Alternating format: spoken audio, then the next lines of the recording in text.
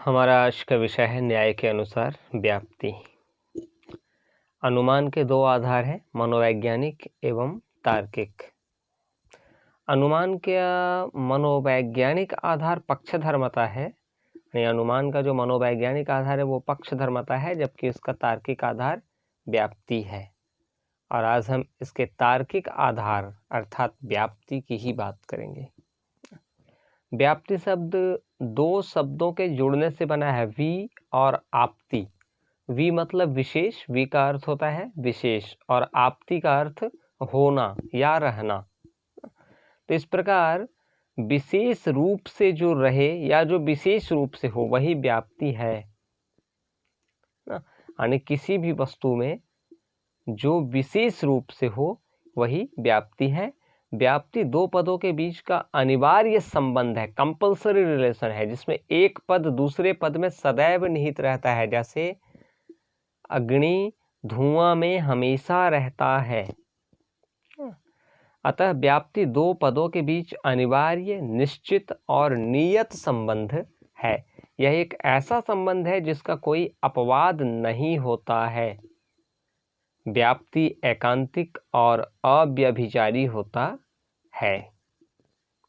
यह संबंध किसी शर्त पर आधारित नहीं होता है। व्याप्ति संबंध किसी भी शर्त पर, किसी उपाधि पर निर्भर नहीं करता है, इसलिए इसे अनौपाधिक संबंध कहते हैं। व्याप्ति अनौपाधिक होता है। व्याप्ति बहिर्गत संबंध नहीं है, यह आंतरिक संबंध है। एक पंक्ति में अगर कहें तो ये कह सकते हैं कि अनुमान के तार्किक आधार के रूप में हेतु साध्य के अनिवार्य, नियत, अनौपाधिक, एकांतिक और अव्यभिचारी संबंध ही व्याप्ति है। यानी व्याप्ति हेतु और साध्य का अनिवार्य संबंध है, नियत संबंध है, अनौपाधिक संबंध है, एकांतिक संबंध है और अव्यभिचारी संबंध है। व्याप्ति के दो अंश हैं, हेतु और साध्य। हेतु के प्रत्यक्ष ज्ञान के आधार पर साध्य का ज्ञान प्राप्त किया जाता है, इसलिए हेतु को व्याप्य और साध्य को व्यापक कहा जाता है। हेतु वह आधार है जिसमें साध्य का ज्ञान प्राप्त किया जाता है। हेतु से ही साध्य का ज्ञान प्राप्त होता है। विभिन्न विद्वानों द्वारा प्रस्तुत व्याप्ति के लक्षणों को मुख्यतः व्याप्ति पंचक, सिंह व्याघ्र व्याप्ति और व्याधिकरण व्याप्ति नामक शीर्षक के अंतर्गत रखा जा सकता है। इन तीनों शीर्षकों की आलोचना करते हुए नव्य नैयायिक गंगेश उपाध्याय ने अपने मत का प्रतिपादन किया है, और गंगेश उपाध्याय के मत को सिद्धांत व्याप्ति कहते हैं। गंगेश उपाध्याय के अनुसार जो साध्य हेतु के प्रतियोगी व्याधिकरण एवं समानाधिकरण में रहने वाले अत्यंताभाव की प्रतियोगी के अवच्छेदक धर्म से अवच्छिन्न नहीं हो, उसके साथ हेतु का समानाधिकरण्य होना ही व्याप्ति है। गंगेश द्वारा ये जो व्याप्ति की परिभाषा दी गई है, इसके मुख्य बिंदु इस प्रकार हैं, जिनमें सबसे महत्वपूर्ण बिंदु है कि हेतु का अधिकरण समान और असमान, यानी हेतु का समान अधिकरण और असमान अधिकरण ये प्रतियोगी है। इन अधिकरणों में अत्यंताभाव है। अत्यंताभाव की प्रतियोगी का अवच्छेदक धर्म है, उस धर्म से साध्य युक्त नहीं है। ऐसा साध्य और हेतु का अधिकरण समान होता है। ऐसे ही अधिकरण में व्याप्त हेतु साध्य संबंध को व्याप्ति कहते हैं। पर्वत और तालाब में धुआं के क्रमशः समान और असमान अधिकरण हैं। अतएव तालाब पर्वत का प्रतियोगी है और पर्वत तालाब का प्रतियोगी है। इसलिए इन दोनों में एक दूसरे का पूर्ण अभाव पाया जाता है। पर्वत में तालाब नहीं है, तालाब में पर्वत नहीं है। पूर्ण अभाव, अत्यंत अभाव है। अत्यंताभाव का प्रतियोगी अर्थात तालाब का जो अवच्छेदक धर्म है, उससे आग अवच्छिन्न नहीं है, जुड़ा हुआ नहीं है, घिरा हुआ नहीं है। दूसरे शब्दों में व्याधिकरण तालाब में आग नहीं है, आग उसी अधिकरण में है जिसमें धुआं है, अर्थात धुआं नहीं है जहां वहां आग नहीं होगा। इसलिए धुआं और आग के इस संबंध में व्याप्ति है। इस उदाहरण से स्पष्ट है कि हेतु साध्य में व्याप्ति समानाधिकरण में पाई जाती है, व्याधिकरण में नहीं। अतएव अव्यभिचरित्व ही मात्र व्याप्ति नहीं है, बल्कि एक ही तरह का पक्ष या अधिकरण होना आवश्यक है। अतएव व्याप्ति की परिभाषा समान पक्षत्वावच्छेदक धर्म पर आधारित है। गंगेश उपाध्याय ने यह बताया है कि व्याप्ति दो प्रकार की होती है, अन्वय और व्यतिरेक। एक अन्वय व्याप्ति और दूसरा व्यतिरेक व्याप्ति। तो हेतु के समानाधिकरण के अत्यंताभाव के अप्रतियोगी साध्य का समानाधिकरणीयता को अन्वय व्याप्ति कहते हैं। समान अधिकरण का अर्थ है कि हेतु उसी अधिकरण या पक्ष में हो जिसमें साध्य की उपस्थिति हो। अत्यंताभाव का अर्थ है कि इस पक्ष का पूर्ण अभाव हो, अर्थात इसका विरोधी पक्ष हो। विरोधी पक्ष का अप्रतियोगी साध्य अर्थात विरोधी पक्ष में जो साध्य निहित है उसका प्रतियोगी साध्य नहीं हो, ऐसे समान अधिकरणत्व को ही अन्वय व्याप्ति कहते हैं। तात्पर्य यह है कि जिस पक्ष में हेतु है उस पक्ष में वही साध्य होना चाहिए जो विपक्ष में नहीं रहता है बल्कि सपक्ष में रहता है।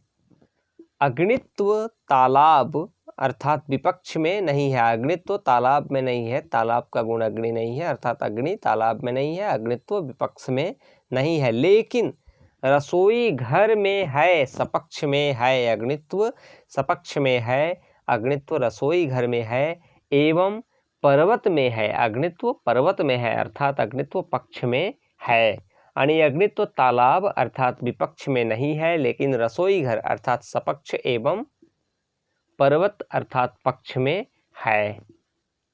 धूमत्व रसोई घर और पर्वत दोनों में है, इसलिए धूमत्व और अग्नित्व में अन्वय व्याप्ति है। यानी हेतु और साध्य में यहाँ अन्वय व्याप्ति है, क्योंकि ये दोनों में है, यहाँ पॉजिटिविटी है। पुनः गंगेश के अनुसार साध्य के अभाव के व्यापक अभाव का प्रतियोगित्व ही व्यतिरेक है।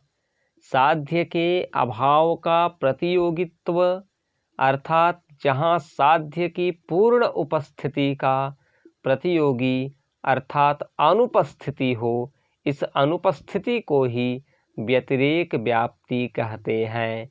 दूसरे शब्दों में जिस पक्ष में साध्य का पूर्ण अभाव होता है वहाँ हेतु भी पूर्ण रूपेण अनुपस्थित रहता है। तालाब में अग्नित्व का अभाव होने पर धूमत्व का भी अभाव होता है। अग्नि का गुण तालाब में नहीं होगा, इसलिए वहाँ धुआं का भी गुण नहीं है। तो यहाँ कहा जा सकता है जहाँ जहाँ अग्नि नहीं है वहाँ वहाँ धुआं भी नहीं है। इससे हम समझे तालाब में अग्नि नहीं है तो वहाँ धुआं भी नहीं है, तो तालाब में अग्नित्व का अभाव होने पर वहाँ धूमत्व का भी अभाव होता है। इसलिए यहाँ हेतु साध्य में व्यतिरेक व्याप्ति पाई जाती है, यानी जहाँ केवल भावात्मक उदाहरणों से व्याप्ति की स्थापना होती है उसे अन्वय व्याप्ति कहते हैं, और जहाँ केवल अभावात्मक उदाहरणों से व्याप्ति की स्थापना होती है उसे व्यतिरेक व्याप्ति कहते हैं। गंगेश की इस अन्वय व्यतिरेक व्याप्ति को लगभग सभी नव्य नैयायिकों ने, यहाँ तक कि बाद के यानी परवर्ती बौद्ध दार्शनिकों और कुछ अन्य तर्कशास्त्रियों ने भी स्वीकार कर लिया है, कमोबेश थोड़ा कम ज़्यादा करके आगे पीछे करके, लेकिन गंगेश की तरह ही बाकी लोगों ने भी इसको परिभाषित किया है। अब एक प्रश्न है कि व्याप्ति को जाना कैसे जाए। इस समस्या के संबंध में गंगेश का मानना है कि नियत सहचार दर्शन आदि से निश्चित रूप से व्याप्ति को जानना संभव नहीं है। नियत सहचार दर्शन आदि से व्याप्ति को निश्चित रूप से नहीं जाना जा सकता है। यह आवश्यक नहीं है कि साध्य हेतु के साथ साथ नियत उपस्थिति या अनुपस्थिति का कोई अपवाद न हो। अपवाद भी हो सकता है अन्वय में, हालांकि उपस्थिति की बात करते हैं, लेकिन उसका अपवाद भी हो सकता है। भविष्य में ऐसा हो सकता है, जैसे अभी हम कहें ना कि अगर हम ये मान लें कि जहाँ जहाँ धुआं है वहाँ वहाँ अग्नि है, तो अगर हम पर्वत पर धुआं है इसलिए वहाँ अग्नि, और अगर ऐसा हर जगह देखेंगे कहाँ कहाँ धुआं, और अगर एक भी ऐसा उदाहरण मिल जाए कि वहाँ धुआं तो है लेकिन अग्नि नहीं है, तो ये कहता है कि ऐसा हो सकता है, क्योंकि ऐसे तो सामान्यतया ऐसा उदाहरण तो नज़र नहीं आता है कि जहाँ जहाँ धुआं है वहाँ अग्नि नहीं है, ऐसा नहीं मिलता। लेकिन ऐसा हो सकता है, ऐसा हो सकता है, इसका अपवाद हो सकता है। भविष्य में ऐसा भी हो सकता है कि शरीर है लेकिन चेतना नहीं है, उसमें प्राण नहीं है। तो वर्तमान समय में भी ऐसा संभव है। अगर शरीर और चेतना की बात की जाए तो वर्तमान समय में भी ऐसा संभव है, ऐसा होता है कि शरीर हो लेकिन चेतना नहीं हो। जैसे अगर बेहोशी की अवस्था की तुलना करें तो शरीर तो होती है लेकिन उस समय चेतना नहीं होती, शरीर है चेतना नहीं। लाश की अवस्था में जब मृत हो जाता है तो मृत शरीर में शरीर है लेकिन चेतना या आत्मा नहीं है। अतएव नियत सहचार दर्शन के साथ अव्यभिचार का होना आवश्यक है, यानी कि हमेशा तो दिखे जहाँ जहाँ अग्नि है वहाँ वहाँ धुआं है तो मिल जाए, लेकिन इसके साथ अव्यभिचार, उनमें कोई व्यभिचार नहीं होना चाहिए, उपाधि रहित भी होना चाहिए, उनमें अव्यभिचार भी होना चाहिए, किसी भी तरह की कोई शर्त नहीं होना चाहिए। जैसे अगर हम ये उदाहरण कहें कि जहाँ जहाँ अग्नि है वहाँ वहाँ धुआं है, तो इसमें ये तो उपाधि क्या आ गया, क्योंकि अग्नि के साथ साथ धुआं कहाँ होगा जहाँ अग्नि ठीक से भींगी हुई नहीं होगी, है ना। तो ये उपाधि के ऊपर निर्भर करता है। अगर लकड़ी भींगी हुई होगी तो अग्नि के साथ धुआं रहेगा। तो उपाधि भी नहीं होना चाहिए, व्यभिचार नहीं होना चाहिए, अव्यभिचार का भी होना आवश्यक है। तो एक तो नियत सहचार दर्शन होना चाहिए और उसके साथ साथ अव्यभिचार होना आवश्यक है। इसलिए गंगेश ने कहा कि व्यभिचार ज्ञान के अभाव से युक्त सहचार दर्शन ही व्याप्ति ग्रहोपाय है। इस उपाय को उन्होंने व्यभिचार अदर्शन सहकृत सहचार दर्शन कहा है। व्यभिचार अदर्शन सहकृत सहचार दर्शन कहा है। गंगेश का मानना है कि व्यभिचार यानी अपवाद का निराकरण तर्क से होता है, उसका एक भी उदाहरण ऐसा नहीं मिलना चाहिए, यानी अव्यभिचार अपवाद नहीं होना चाहिए। अगर एक भी, जैसे जहाँ जहाँ धुआं है वहाँ वहाँ अग्नि है, अगर एक भी ऐसा उदाहरण मिल गया कि धुआं तो है लेकिन अग्नि नहीं है, तो वहाँ व्याप्ति संबंध नहीं माना जाएगा। इसलिए व्यभिचार का निराकरण होना चाहिए, अव्यभिचार होना चाहिए। तो इसका निराकरण कैसे होगा, तो गंगेश कहते हैं इसका निराकरण तर्क से होगा। गंगेश ने तर्क को व्याप्ति ज्ञान का सहकारी माना है। हेतु और साध्य, धुआं और आग, धुआं हेतु है और आग साध्य है, तो हेतु और साध्य एक दूसरे के बिना नहीं हो सकते। जहाँ आग होगा इसका अभाव होता है तो वहाँ धुआं नहीं रहता है, और जहाँ भी आग होगा वहाँ धुआं अवश्य होगा। अतः उसमें व्याप्ति संबंध है, जहाँ भी आग होगा नहीं बल्कि जहाँ भी धुआं होगा वहाँ आग होगा। आग के साथ धुआं होगा तो इसमें तो कोई ना कोई उपाधि आ जाएगा कि लकड़ी भींगी होनी चाहिए। तो इसलिए जहाँ आग का अभाव होगा वहाँ धुआं नहीं रह सकता है, यानी धुआं और आग एक दूसरे के बिना हो नहीं सकता है। जहाँ भी कहा गया है कि जो पक्ष में पहले से निश्चित हो वही हेतु कहलाता है। हमने अनुमान की परिभाषा में भी देखा था कि जो पक्ष में पहले से निश्चित हो वह हेतु या साधन कहलाता है, और जिसका अनुमान के पहले पक्ष में कोई निश्चय नहीं हो उसे साध्य कहते हैं। कुछ विद्वान यह आपत्ति करते हैं कि जिस तरह तर्क द्वारा व्याप्ति का निश्चय या ग्रहण होता है उसी तरह दूसरे तर्क से उसका खंडन हो सकता है, जिसे दूर करने के लिए तीसरा तर्क लिया जाता है। यानी पहले तर्क का खंडन करने के लिए दूसरा लिया है ना, कि जिस तर्क के द्वारा पहले व्याप्ति का ग्रहण करते हैं एक तर्क दे करके, पहला हम व्याप्ति निश्चय कर लेते हैं। व्याप्ति संबंध है ये, एक तर्क दे करके हम प्रूफ करते हैं। अब हमने जो एक तर्क दिया उसका खंडन करने के लिए हम दूसरा तर्क देते हैं, तो दूसरा तर्क से हम उस पहले तर्क का खंडन कर सकते हैं, और फिर दूसरा तर्क से जो हमने खंडन किया उसको दूर करने के लिए एक तीसरा तर्क दे सकते हैं। इस प्रकार तर्क को व्याप्ति ग्रहोपाय मानने से अनवस्था दोष आता है। इस दोष से बचने के लिए गंगेश कहते हैं कि तर्क पर आशंका वहीं तक होनी चाहिए जिससे अन्वय व्यतिरेक रूप से प्रस्तुत व्याप्ति का ज्ञान स्वव्याघाती नहीं हो, यानी वो स्वयं का खंडन न करे। स्वव्याघात को दूर करने के लिए तर्क का ही प्रयोग किया जाता है और तर्क की कोई सीमा नहीं होती। इससे ये निष्कर्ष निकाला जा सकता है कि तर्क व्याप्ति ग्रहोपाय के रूप में अनुपयुक्त है। गंगेश ने इसका उत्तर देते हुए कहा है कि शंका को व्याघात का अभाव नहीं माना जा सकता, क्योंकि व्याघात की उत्पत्ति शंका से होती है। व्याघात की उत्पत्ति शंका से होती है, शंका होगा तभी व्याघात उत्पन्न होगा, और उसका समाधान कैसे होगा, तो उसका समाधान तर्क से होता है। अतः शंका और व्याघात के बिना तर्क नहीं हो सकता है। पुनः यदि तर्क को व्याप्ति ग्रहोपाय माना जाए तो भूयो दर्शन की आवश्यकता ही नहीं है। पुनः गंगेश की एक मान्यता है कि भूयो दर्शन के बिना तर्क नहीं हो सकता। नव्य न्यायिक विश्वनाथ पंचानन के अनुसार साध्य में हेतु का अभाव बतलाना ही तर्क है। जहाँ जहाँ साध्य नहीं है वहाँ वहाँ हेतु नहीं है, यह कथन हेतु साध्य के अनिवार्य संबंध को सिद्ध करता है। जहाँ जहाँ साध्य नहीं है वहाँ वहाँ हेतु नहीं है, साध्य अग्नि, जहाँ जहाँ अग्नि नहीं है वहाँ वहाँ हेतु धुआं भी नहीं है। यह कथन हेतु साध्य के अनिवार्य संबंध को सिद्ध करता है। इसका तात्पर्य है कि जहाँ जहाँ हेतु है वहाँ वहाँ साध्य है, जहाँ जहाँ धुआं है वहाँ वहाँ अग्नि है, यानी जहाँ जहाँ अग्नि नहीं है वहाँ वहाँ धुआं भी नहीं है। ये कहने का मतलब है कि जहाँ जहाँ धुआं नहीं है वहाँ वहाँ अग्नि भी नहीं है।